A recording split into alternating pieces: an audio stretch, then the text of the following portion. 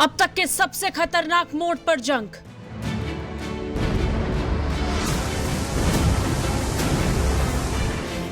Ukraine ने रूस में किया हमला। राष्ट्रपति पुतिन ने अब आर पार की ठानी।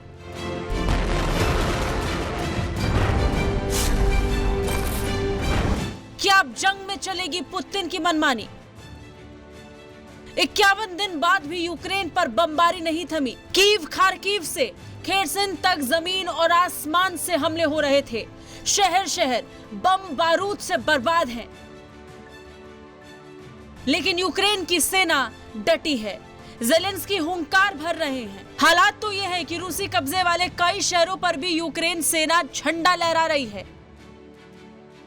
इस बीच बड़ी खबर सामने आई कि यूक्रेन भी रूस में घुसकर हमला करने की रणनीति अपना रहा है। ऐसा दावा रूस ने किया है। रूस का दावा है कि यूक्रेनी सेना के 2 हेलीकॉप्टर उसकी सीमा में घुस आए हैं और रिहायशी इमारतों पर बमबारी की है। इन हमलों में कई नागरिकों के घायल होने का दावा रूस की ओर से किया जा रहा है। हालांकि यूक्रेन ने ऐसे किसी भी हमले को अंजाम देने की बात को खारिज किया है।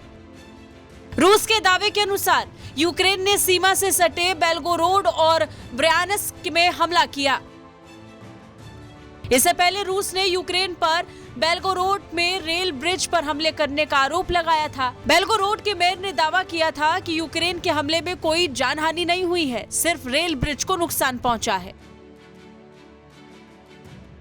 जिस रेल ब्रिज को नुकसान पहुंचा वो यूक्रेन के डोनबास प्रांत से 6.5 किलोमीटर दूर है। रूस के लिए ये रेल ब्रिज इस लिहाज से काफी अहम था क्योंकि इसी के जरिए मिलिट्री इक्विपमेंट की सप्लाई हो रही थी। बेल्गोरोड में ये इस महीने यूक्रेनी सेना का दूसरा हमला है।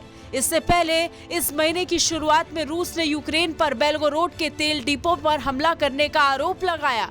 हालांकि यूक्रेन ने इसे भी खारिज किया था। रूस ने यूक्रेनी सेना पर ब्रयानस्क के एक गांव में एयर स्ट्राइक करने का भी आरोप लगाया। रूस का दावा है कि यूक्रेनी सेना के 2 हेलीकॉप्टर्स ने ब्रयानस्क के किल्मोवो के गांव में रिहायशी इलाकों पर एयर स्ट्राइक की है। ब्रयानस्क यूक्रेन की सीमा से 55 किलोमीटर अंदर है।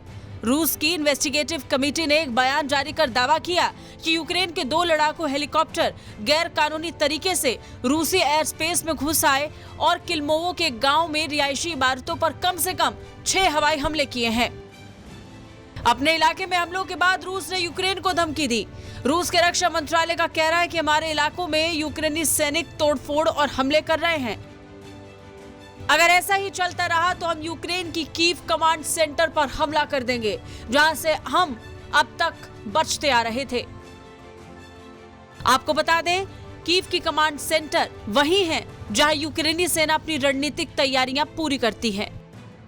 ब्यूरो रिपोर्ट, भारत तक।